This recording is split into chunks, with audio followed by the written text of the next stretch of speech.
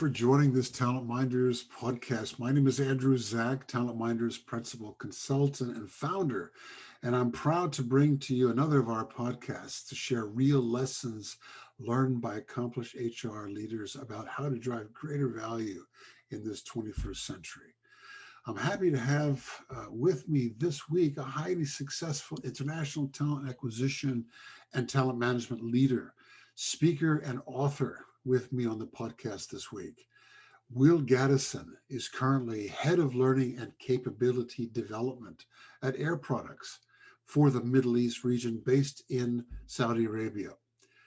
Prior to that, he led talent acquisition at global blue chip companies, including Sadara, which is a joint venture between Dow Chemical and Saudi Aramco, BHP Billiton, LyondellBasell, and Lloyd's Register, to name just a few. Today, Will is going to share his perspective and experience to help us better understand why and how companies should be leveraging the growing global talent pool of older workers as they strive for greater diversity, innovation, competitiveness, and sustainability. So welcome, Will, and let's get started. Okay, Will, great to see you. Great to see you today, man. Maybe a good place to start is a brief introduction of your background and your experience in the area of talent acquisition and what you're currently doing at Air Products. Okay, thanks so much, Andrew, and it's great to be with you today, as well as your great audience. So, Will Gadison, I am HR professional with about 25 plus years of experience, and I began my career as an executive recruiter. So I started on the headhunting side, and did that work for a number of years, supporting and working with all sorts of clients in the U.S. and abroad, mainly focusing at that time on oil and gas industry, the pharmaceutical industry, as well as the technology industry. Then I decided to go in-house and become a corporate recruiter. And so after leaving the executive search world, I worked in corporate recruiting with about 3 different multinational companies over the space of, I don't know, 6 or 7 years. And then I got a call myself from a recruiter about an opportunity in the Kingdom of Saudi Arabia. And so I joined a big joint venture between Aramco and Dow. And I've been here in the kingdom now for just about 8 Well, that years. was quite a transition, huh? Yeah, a little bit. From Houston, right? Houston Yeah, from to Riyadh, or where in Saudi Arabia? in Eastern Province in Okay, Dhahran in the okay. Hobart area.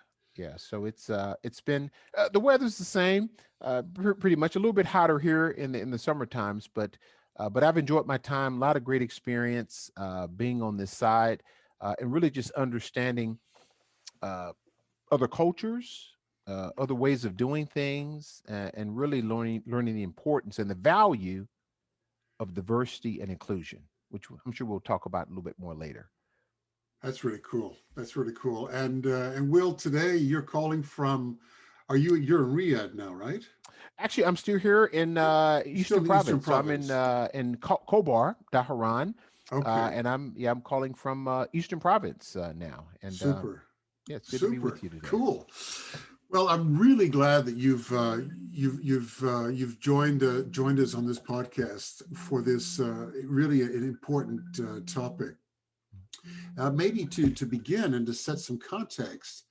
Um, it's just incredible. ADP and Moody's Analytics has recently reported that the business number one problem is finding qualified workers, a global phenomena. Now we've heard about this for quite some years, right? I mean, I've heard this notion of talent war forever, Yeah, but yeah, we this war seems to be getting more pervasive. yeah. And McKinsey did a recent a bit of research, which is very revealing, where they found that 87% of companies say that either they're experiencing talent gaps today, or they expect them in the next few years. Uh, and even here in the UK, where I am today, the Confederation of British Industry has found that more than 80% of the firms stated that access to skills was the most significant Hmm. threat to Hmm. the UK's labor market competitiveness. I Mm. mean, it's just unbelievable. Yeah, So, yeah. yeah, from your vantage point, I mean, does this resonate? And what's going on here? Where's the talent? Well, the talent still exists. It's where it's always been. In fact, I would argue that the talent is becoming even more valuable. I think this older uh, thought process of the war to find talent. I think we've shifted. I think now the focus is on the war to keep talent, right? Which sort of goes to the point, these valued, seasoned, skilled professionals that are still available and still in the market. So if you think about it this way, I'm in the Kingdom of Saudi Arabia, and so if we use oil as a metaphor, so oil was discovered here in the kingdom. I don't know, in the 40s, 30s, 40s, 50s time frame, and they discovered a lot of it, and they're still discovering it. Here's the point: the oil always existed. So this means prior to 1930, 1940, people, individuals walked around on an ocean of opportunity, That's a but they great one. didn't realize it was there. That's a good one. It was not until it was discovered that the value was realized. And I think this same ocean Mm. exists in seasoned and older workers. It's there. It's always been there. I think once the recognition is placed on it, I think organizations can have it has an opportunity to get tremendous value from this population. That's interesting because that is rarely the solution that you hear about or talk about in the business world. It's always about, we have to look further afield for talent to find this young talent, for example, or we have to think about maybe new comp structures, recruiting strategies. Yeah. Certainly, we need to think much more about engagement and development. But we rarely think about, okay, to your point, okay, well, there's a huge pool out there. Why aren't we leveraging that perhaps? Because the pool is all around us. Yeah. And that's interesting. So, there was a, yeah, I'm sorry, just another study for context. There's Hmm. a Deloitte study and they recently reported it in their global human capital trends report. Quite amazing. They found that 75%, they studied about 10,000 companies worldwide. The vast majority of these companies, Hmm. they view older workers as a competitive disadvantage. And in Mm. countries such as Singapore, Netherlands, Russia, to name just a few, and there are many, many others, this percentage was far higher. And in fact, a good number of respondents believe that older workers were an impediment to the rising talent, almost, working against their employer value proposition, Mm. getting in the way of up and coming young workers, getting in the way of their development, their career development, their own professional development, the retention of that younger talent. Um, and in other words, if you are older, you are likely to be considered less capable, less able to adapt, or less willing to roll up your sleeves to do Mm. something new. I mean, yeah, why is this view so prevalent?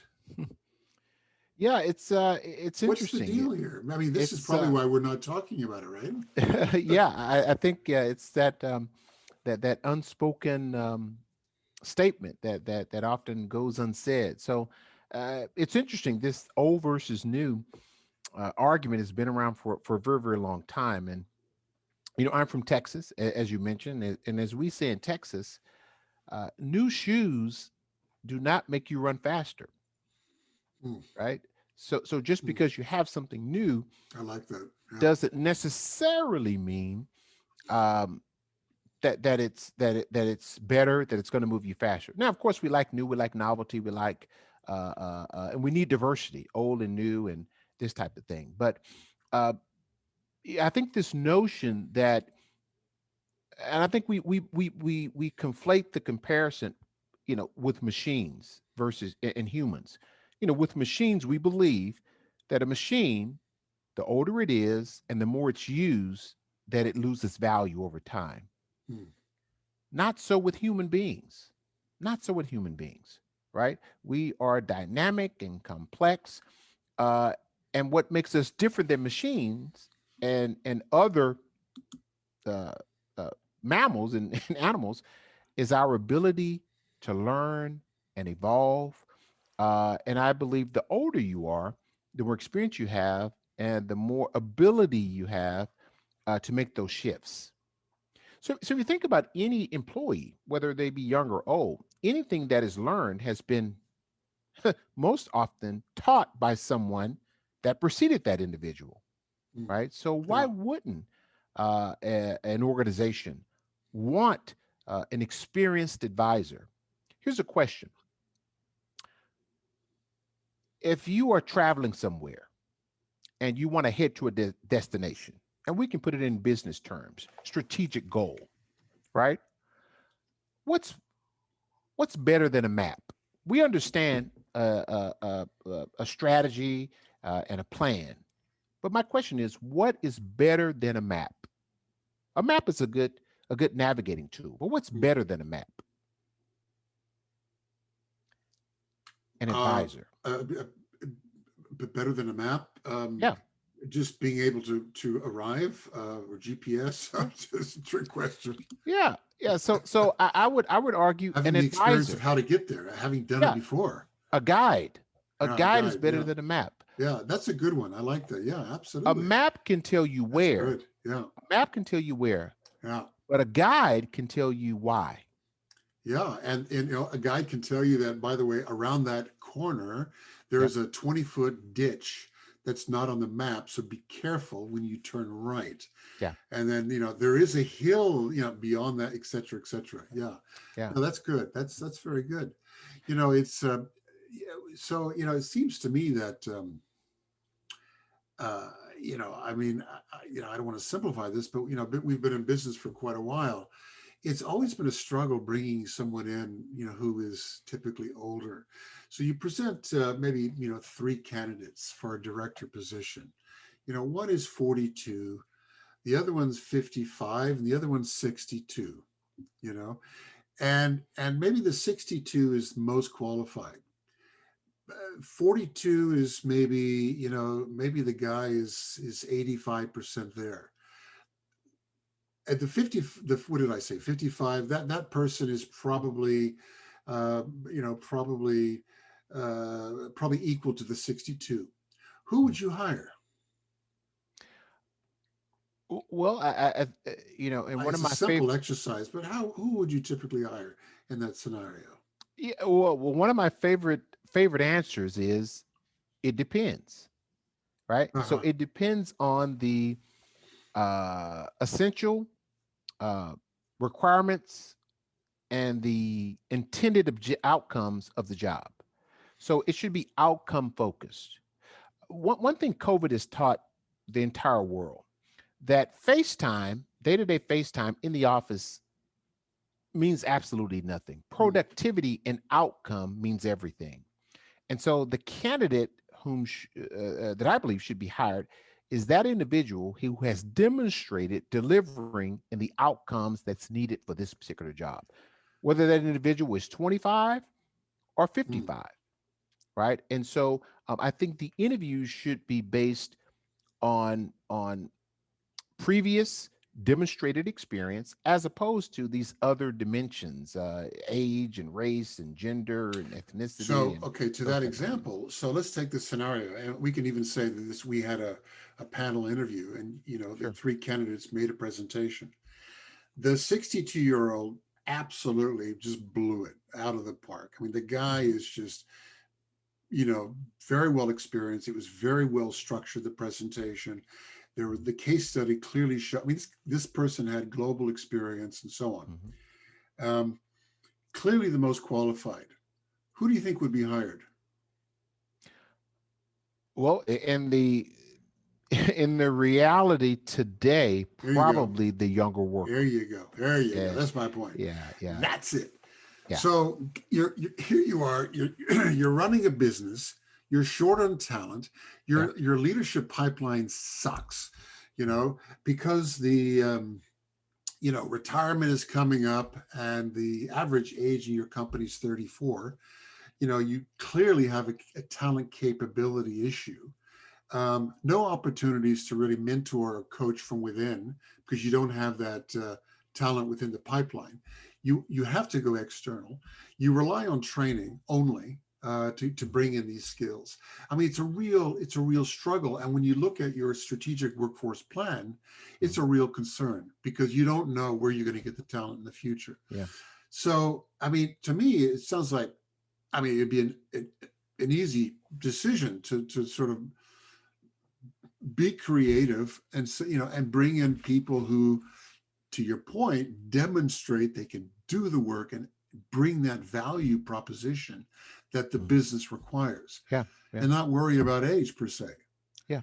So it makes sense, but what's why don't we do this?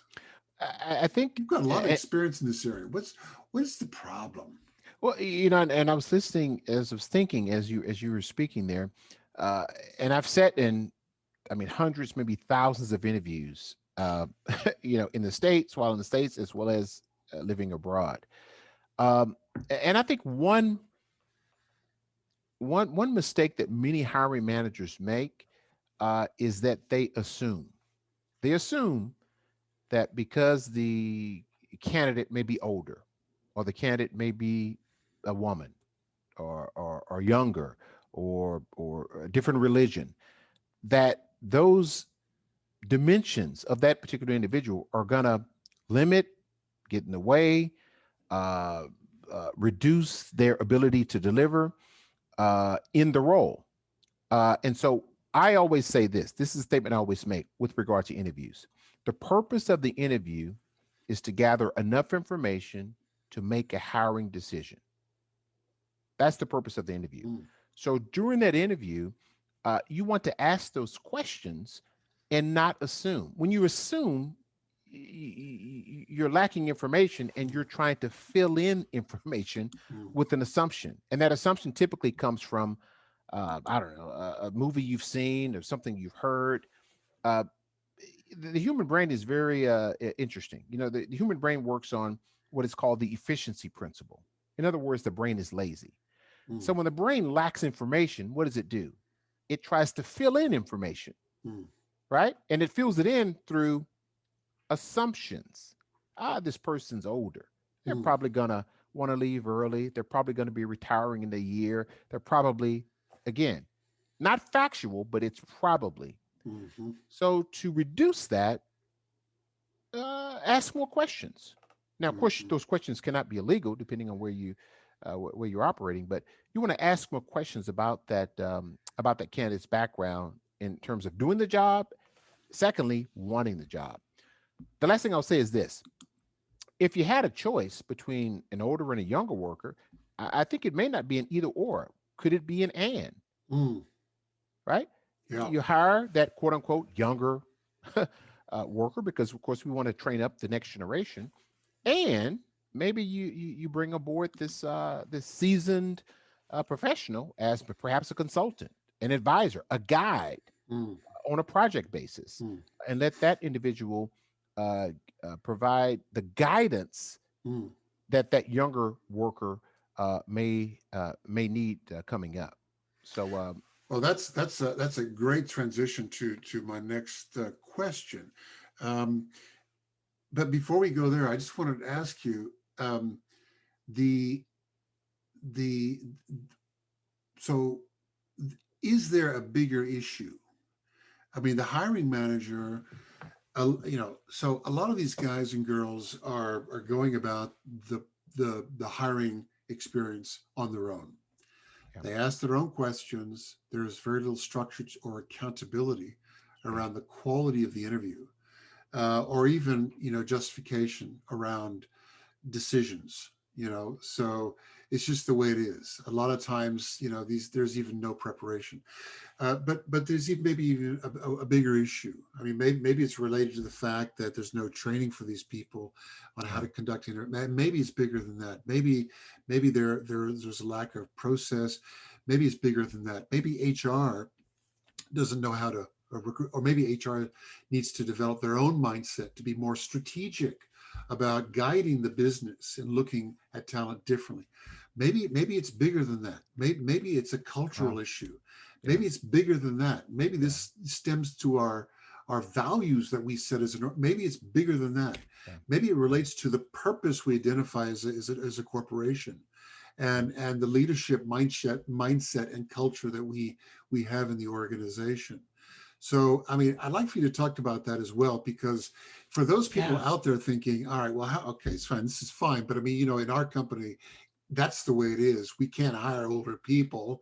It's always been that way. It's got to be young. Average age is going to be 29. I mean, what is holding us back from being more creative and moving forward in a way that we know would be better for the business?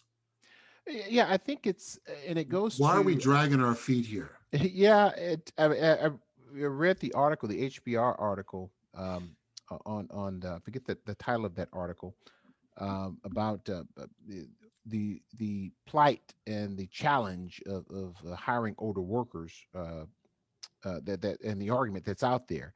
So you got a couple things I think that are at play.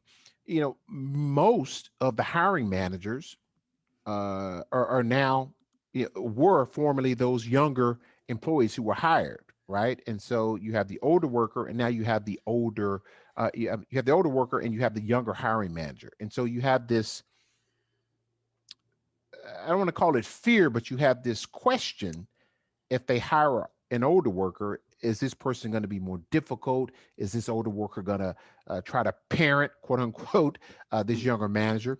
And so you have that question that's out there, and the hiring manager is quite honestly, it's easier, it's less risky in their mind to hire someone at the same age or maybe younger. The second thing that you have at play, due to medical, uh, improvements, human beings are living longer. We're healthier, we're stronger, and guess what? We want to work a lot longer, and we want to stay in the workforce. Uh, this idea of retirement and playing golf and playing bridge and traveling. Sounds I great. Yeah, it's a great image. It was a great story that was sold. Yeah. Uh, but the reality is, for a number of reasons, the first of which is financial. Mm, Most older workers have to continue working, mm. to survive and sustain, to sustain themselves. So what do you do? Do you just take this large, very seasoned, very experienced, capable, valuable group of professionals and set them aside? Or do you find a way to have the best of both worlds? So, to your question, I think there needs to be perhaps a training, maybe a mind shift, uh, for organizations and HR to start seeing the value. Now, I'm not proposing that you discount and that you don't hire any new college graduates coming Oh, in. of Of course. course, No, of absolutely, we course. we, Yeah, we yeah, need. yeah. But my You need question, my, that my argument blend, is, right? Yeah, why can't we have both? yeah, Why yeah. why can we have both? And perhaps maybe there's a way. You have full time, you have contractors, you have maybe temp assignments, this type of thing. Exactly. Um, Yeah. but Yeah. yeah, I think it's not a I think both are not mutually exclusive. I mean, both And can coexist. to what extent do you feel that sort of the senior ranks of a business are driving this as well? Let's starting with the CEO.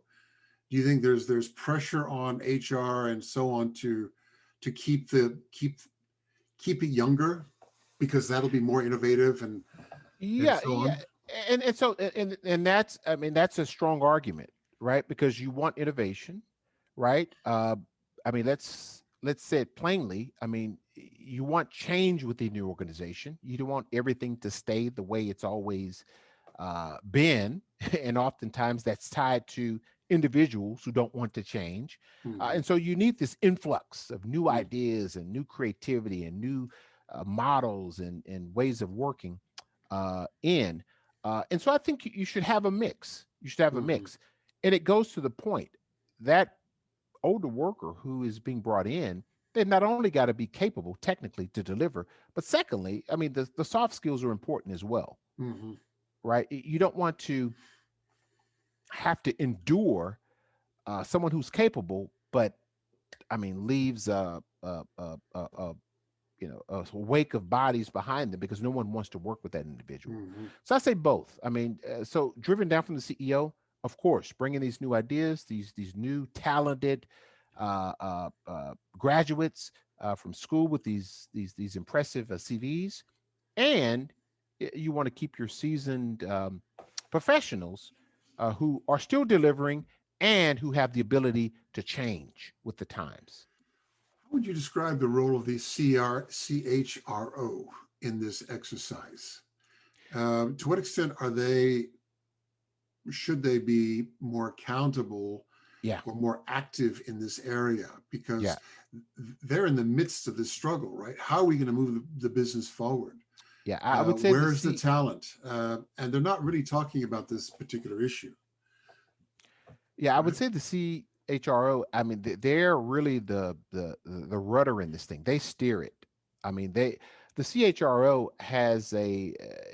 I mean, one of their competencies is their ability to speak, quote unquote, multiple sort of languages, right? So you've got to speak to the business, you've got to speak to the workers in terms of new graduates and younger workers, older workers, and the CHRO has got to find that fine balance between the two, so that the organization's culture is this perfect environment And of and I newness as well Newton, as tradition. a little bit off script. I Sure, apologize, but I'm really curious. And I don't want to generalize because there are sure, some really phenomenal CHROs out there, sure. including at your company, by the way, Mhm. but many more. But there are many others who are struggling in this area, and I'm just wondering why aren't they doing that? What you've described. The last thing on their mind is how do we better leverage this enormous oil pool below our feet to help move the business forward. It's the last thing on their mind. In fact, they would probably discourage it. What's going on there? Well, it's difficult. I can't say. I mean, we can't assume that they're not trying, right? So I would say, of course, the business requirements, and of course, the business is who HR supports. I mean, we're a support function. Um, I think what's at play is timing as well, being able to sell the argument, at the same time having that steady flow of new talent coming in the door. So again, You're looking for it's talent, you're not finding it.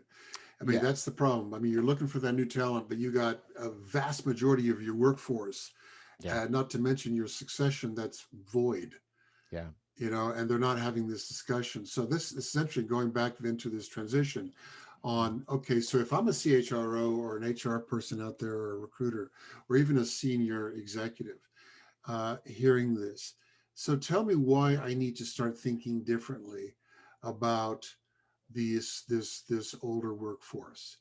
Help me understand that, please. You've given some good Mm, examples yeah. about how they can be mentors and so on.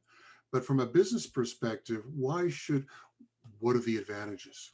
What are the Well, I think benefits? it goes back to your earlier point, your strategic workforce plan. So if you've got your plan, you have your business objective, right? Because we start with the organizational strategy. The question is, how are you going to fill that talent gap, right? So new graduates coming out of school, excellent. You've got graduates, you've got bodies that you can hire, but you lack experience, right? So how are you going to close that gap? You have to develop them on the job. Well, that takes time, right?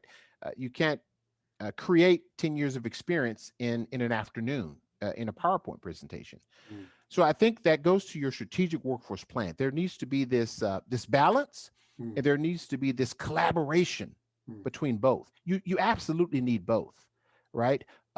If you think about it in terms of a three-legged stool, you got time, you got cost, you got quality. To get the experience you need, either you're going to have to pay for it. mm-hmm, If you're not willing to pay for it, then you've got to scale back on the quality that you want. And if you don't want to scale back on the quality that you want, then you got to be very, very patient in terms of mm-hmm, getting the person on board.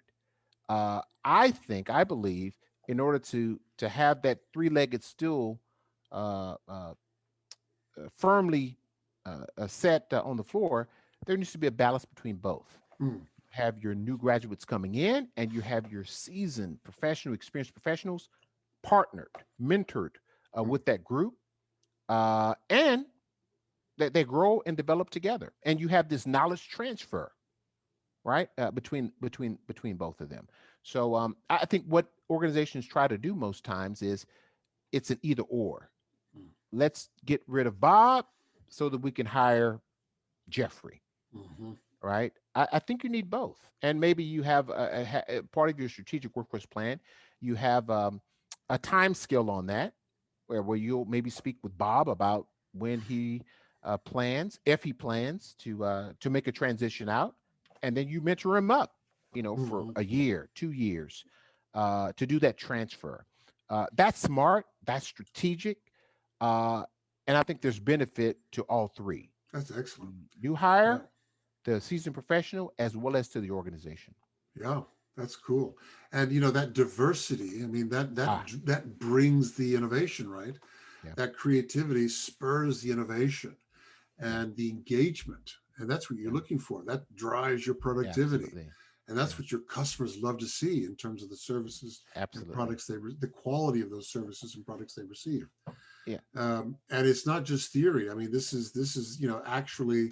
And I wanted to ask you: have you actually seen a study that shows all the expense or the negatives of an older worker versus someone who is less older? I haven't. I've not. I'm sure there are studies I'm out sure there are. there. I haven't seen it Yeah, either. yeah. I've not I've not seen a seen it. lot of hyperbole, but Yeah. there is yeah, I forgot my train of thought there, but No. To your point, Zach, I want to mention this, Andrew. So, I mean, you mentioned not just the theory. I mean, mm, so our great, talented new graduates coming out of school, very, very talented. They've got innovative ideas. I mean, a lot of things that they're doing, that they're learning. I certainly didn't learn or see when I was mm, in school. So that's impressive. We absolutely need that. And so they have the theory, they have the innovation, but the older professionals, they've got the history, mhm, right? To your point, they've got the relationships, mm. long-standing relationships with those long-standing customers. So imagine if you had an organization that you had both of those, That'd be both of fantastic, those. right? Yeah, I it's mean, it's it. even if you're concerned about Yeah, making big transformation, big steps, yeah. I mean, do a pilot and It's a test it for yourself and see the what a great value. idea. I mean, especially now, it seems like an awesome time to try this Yes. because Yeah. what is everyone talking about? Well, Yeah. because there's no talent, Yeah. apparently, there's no oil. Yeah. We have to upskill and Yeah. reskill. Yeah. And what does that mean? So we're freaking out on all these things, but it's Yeah. about upskilling and reskilling. Yeah. Well, why don't you then, if it's really then becoming more of a level playing field, Yeah. because the way we do business has changed so much. This is a great time to bring in more people and do Yeah. the upskilling and reskilling together in a complementary fashion. An example that I can relate to, and I'm sure you can as well, is with technology. Great example. I mean, we always hear that the older people, over 40s, they can't tweet or whatever. They What's just that? can't use. They can't. Tweet, tweet. What's that? It's a bird, but it's changing fast. Yeah. Fast. But anyway, let's take that assumption. And so we take a system implementation. Okay, fine. So the younger generation, they're more hip and they can think about the bots and the bats and the widgets and so on, and bring that together. But what I have found in my experience is they can't execute it. It's all about technology on the execution front. What they benefit from is the more experienced folks who can help them transition that to the workforce in a Oh, way that is communicated thoughtfully, that is done not just at light speed as they think, but in a way that's deliberate, that's measured, so that it's the organization can embrace and adopt and really optimize that technology investment. If yeah. it's just about think about success factors, we've done that before. If it's just about success factors, the impact is much less, right? Yeah. If it's Yeah. about success factors and the opportunities, right, Yeah. that Yeah. can be gained from Yeah. that, Yeah. Yeah. Yeah. whether it's mentoring or Yeah. coaching or managing performance or whatever, the the um, the ROI is so much greater. Yeah. Have you That's just. experienced that? Yeah. This is. I mean, this is. I mean, a strong argument. This is. I believe this is why you've got to have both. Absolutely need the talent, the new talent that's being developed and coming into every market around the world. Absolutely, we need that. And I believe you've got the experience, someone who's actually done it, who's been there, who's seen it, who's touched it, and knows all the mistakes, Hmm. right? And of course, you've got these younger graduates coming in who've got these new ways of working and ideas, and they're working with Slack and Twitter and all these things, which helps us to work faster and more efficiently, Hmm. right? And so, uh, if you have both of those in one organization, you not only have a diverse organization. I mean, I read this term today. You not only have cognitive diversity, Hmm. right? But that diversity turns into a competitive advantage, Hmm. something that makes the organization not only different, but better than the competition, right? I love it. I love it. Yeah, I think that's fantastic. Um, cool. And so the big question is, um, who's going to start first? you know, Well, so I liked your idea, and I think it's a smart approach, and it's a win-win. Start with the pilot. yeah. Start with the pilot. Try it out. Maybe one or two experienced, seasoned workers. Maybe bring them back on a contract basis. Maybe link them up with maybe one of your new graduates in your new graduate program, and you have this. They call it reverse mentorship Hmm. type thing, and see how it goes, and see and measure it based on the value Hmm. Now, that's contributed. you've been in recruiting for a long time, and now you're leading the talent strategy for your organization in the Middle But East. not leading talent strategy. I'm just in the learning space. Oh, Just in the the learning learning space. Yeah, space. yeah, yeah. So, from your vantage point, practically speaking, where would one assume where would one be concerned that bringing an older worker might be a disadvantage? I mean, I would think In for practically speaking, I mean, yeah, and tell me about what companies are thinking about today. Yeah, I think. I mean, I think in general, many companies out there, I think concerns, you know, may be around uh, this. I guess the perception and belief that maybe an older worker is difficult, uh, has difficulty dealing with change. Maybe they're set in their ways. Maybe they don't have the ability to learn new technologies, skills, this type of thing. So I think that perception may be out there for some, um, but I think it's just a perception. In order to test it, uh, get to know the individual that's in front of you that's interviewing, right? So we don't want to assume and generalize anything. So each worker, each individual has a story of their own. So I would encourage any organization, whether it be big or small, to interview all kinds of new graduates, older workers, to get to know that particular individual, and then assess their ability to deliver on the requirements of the job. I think that's the biggest mistake many uh, organizations make, is that they assume, Mm. Yeah, right? and it's a big assumption. I mean, you Yeah, look out there in the field. I mean, they, depending on the country, they even promote or market or advertise rather the age range for that particular role. This yeah, this job is for those that are 32 to right, 36 or not right, older than 35. Or yeah, and some yeah. jobs I can understand that, Mhm. but to just make that general assumption, I think can be short-sighted and could affect business sustainability. And you never know until you get to know the individual that's in front Yeah, of you. I Again, I always say the purpose of the interview is to gather enough information to make a hiring decision. You gather enough information by getting to know the individual in front of you. so great. I think that's fantastic. Is there sort of a dark horse? Is there a cloud? Let's say a dark cloud over this sort of conversation that at the end of the day, folks will say, great chat, appreciate it, but I got to tell you, at the end of the day, even if I find older workers who are more experienced and have that wisdom and great people, they're always more expensive.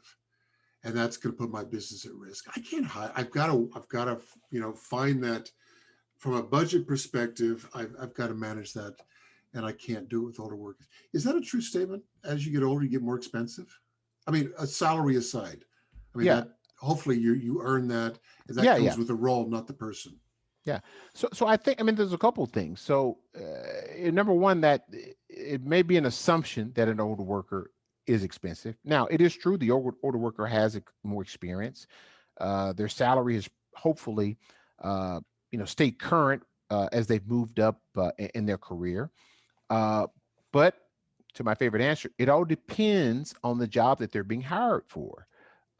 If that worker is interviewing for, let's say, an accounting job, accounting one position, that job has a salary range, right? And if that candidate, whether it be young or old, is not interested in that job, we don't have a match, right? So it goes back to the business objectives, right? This job is budgeted for this amount, and so we don't change the job for the individual. We have to find an individual that matches the job that we have need to be achieved within the organization. And So with so much talent that's unemployed, for example, yeah, what if they're willing to do that job for a fraction of what they were earning before? They have the experience, they have the yep, skills, they have everything you're looking for, yep, but it's about 60% less than what they were making before. yep. Is the assumption that it would the assumption be that they wouldn't stay motivated, they wouldn't stay in that job, so it's not worth bringing them in, or what? Well, so great question, and this is why you conduct a thorough interview. And so one of the questions might be, dear candidate, this is an accounting one job. It pays X amount. Are you interested? Yes. Help me understand, why would this role interest you? Let's talk about your future uh, uh, career. where do you see yourself in 3, 4 years? Hmm. Should you stay with the organization? Just to understand, and maybe you can get some context. Again, every candidate you interview is going to have a different story. The candidate may Hmm. say, "Well, I'm retired. I've got excellent retirement plan. I'm very independent. This is I love accounting. I want to Right. work Right. in this role, or I Yeah. want to maybe work with younger individuals and mentor them." Every candidate's going to have a different story Hmm. why that particular job interests them. Hmm. And then, of course, you're going to have some candidates that might say, counting one, I'll start at this job, but I want 50% increase over the next 2 years. Well, then you Well, can that make a may be. business decision Yeah. Yeah. that, okay, this candidate may not be the best match Yeah. for this particular role. Mm. So Well, I again, like you go that. back Yeah. to the what does the business need, and does this candidate's experience and interests align with what the business needs? If not, whether the candidate is young or old, it's not a match for what the business needs. Well, I think you're the exception. I think people can really learn from this viewpoint, and I would challenge them to try to think differently, even if it's on a pilot basis, Yeah, because great idea. if you link your recruitment, your sourcing strategies, and how you source to your business requirement, then I think you'll find that there is a much wider talent pool that you Yeah, can source from. And I think it could be also related to, will, in my experience, I don't want to generalize, but a lot of companies, just from my own experience, they're not disciplined in strategic workforce planning. yeah. This Have you experienced that as well? is yeah. When you mention this, I thought to myself, that's really the key. That is really the key. Yeah. And the key word you mentioned in that statement is strategic, Mm. right? It's forward thinking. It's Hmm. forward thinking, and strategic. It's broad, Mm. right? When you're That's it. considering Right. a strategy, Yeah. you want as many options as possible, Right. right? You don't want a limited, narrow strategy. I mean, COVID taught us that, right? Right. When we have this narrow strategy, Yeah. it's difficult for us to pivot Yeah. should something occur. So you want as many options as possible. So you noted squarely, Andrew, that strategic workforce plan should include both pools. I mean, if you're drilling for oil, do you only want to drill in the area Yeah. and discover oil in the area Mm. where you're drilling, or do you want the entire market? Hmm. Right? You want as much oil as you can find. Hmm. Right? The same is true when you talk about talent in the market, whether it be young or old. Hmm. You want as much as you can find. Especially if you want that agility that everyone speaks about Absolutely. and aspires to excuse me, build into their organizations. It Yeah. really it does take effort. It takes strategic effort and Strategic. resourcing to get the what you need in the talent area. Yeah. And I think it's just so I would encourage people to think differently about this and just try it in a small way to see how beneficial it can be for your business. And I think also, in doing so, to think out of the box, challenge the way you've interviewed, challenge your, the I would say the sophistication or lack of your recruiting process. I would even encourage in your development of your leaders to think differently about talent, Yeah. as you're developing them to think about leadership Yeah. and how, as you make transitions, Mm. your role and your responsibilities and your competencies needed for success, they evolve. This is all part of that. By the Yeah. time you are a manager, the way you think about talent and sourcing talent should be, I think, perhaps much more sophisticated than we've done Yes. in the Yeah. past. Yeah. Yeah. These boys and girls aren't thinking there. And I think HR can go a long way to helping them get to Mm. a much more efficient space Yeah. as it speaks to sourcing. And Yeah. and not only that, the business side. When we're talking about BU heads and CEOs and others, they're in the same boat. They have different pressures, so we need to meet them and challenge them halfway and help them understand, what are these opportunities, what are the benefits as we're thinking about talent, and be creative. A couple of really good examples that we talked about earlier, which I think would be kind of fun to bring up. I mean, Japan, for example, we know that they've long noted that they have a talent challenge and shortage.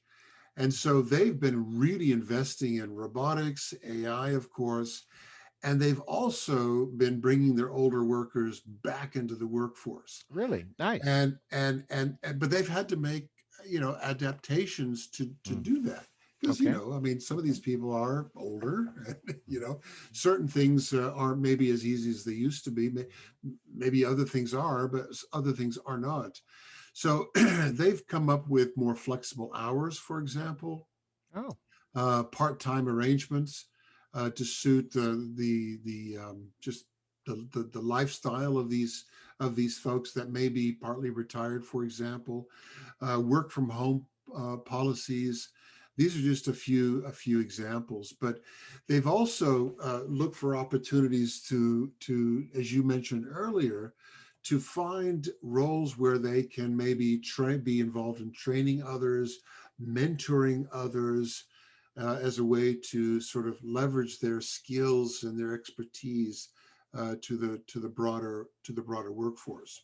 nice, So nice. Japan, I think, has been very much spearheading this experiment in how do we better leverage and take advantage of this aging workforce in a way that is going to make sense and does not have to be more expensive. Yeah, Just it's because they've got 30 years experience doesn't yeah, mean we're going to bring them into the organization yeah, at an executive level. yeah. They may actually be put into a junior level. Hmm. um, it may not even be a leadership role. Yeah, It probably will be an individual contributor role, yeah, um, but nonetheless equally value.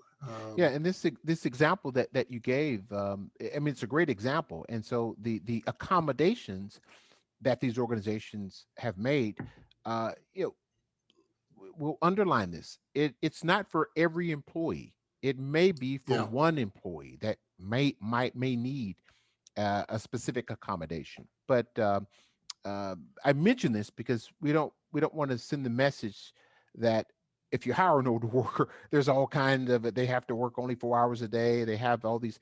It may not be true. And No, to the point, absolutely. Yeah. get to know the individual that's in front of you. And I think if we expand our definition of what talent and who talent is, I think we'll find that there's not a shortage. There's actually uh, a vast amount of it out there that's waiting to be tapped into.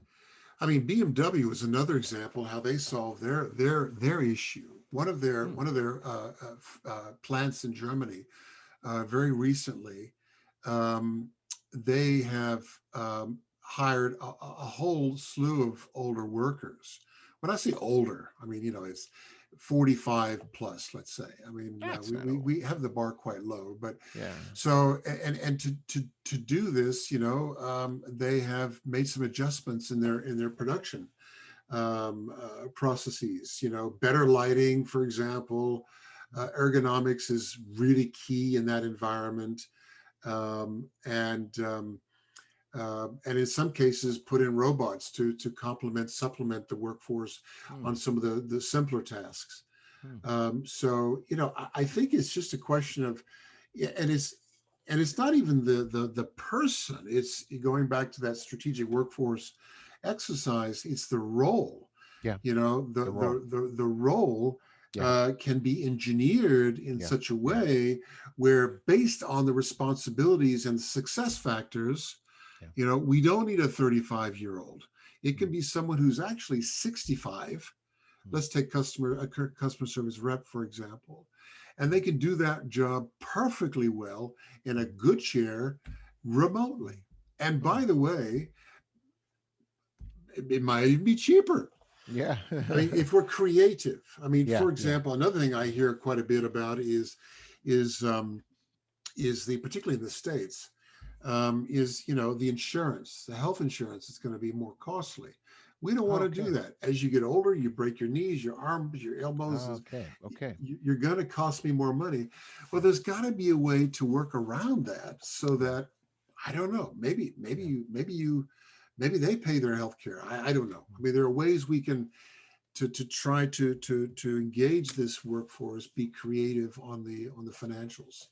What do you Yeah, think? I mean, it's these are all valid concerns that of course we cannot ignore, and I think those answers are still being uh, developed and understood. So the hope is that as we move forward collectively, hopefully we'll have solutions that'll fit everyone, both young and old.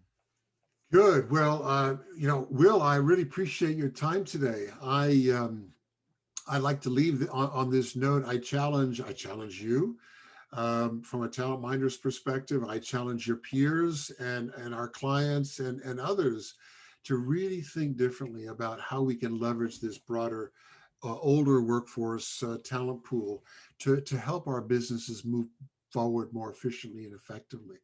I don't believe there's a talent shortage per se. I'm generalizing, but I do think we're overlooking a lot of talent and we're standing on a lot of oil that just needs to be tapped smartly to move things forward. So, Will, thank you. Thank you for that analogy. I won't forget it. I Yeah. appreciate it. So, Thank you for having me today. thank you, Will, for sharing your immense experience in this area. Really appreciate it. No doubt you'll be helping heads of business and talent acquisition and other HR professionals to better understand how they should employ or why they should employ the older worker as they look to create greater diversity, innovation, competitiveness, and sustainability in this 21st century. If you want to reach out to Will directly, feel free to check him out at LinkedIn at William Gadison. That's Gadison. And also check out his new book, and I'll leave that in a link below this video. The book is called So You Want to Be King. Excellent read. Lessons in leadership that will empower you to rule in every aspect of your life and career. I highly recommend the book. Thanks everyone for joining. Tune in next time for another of Talent Minders podcast. Have a great day.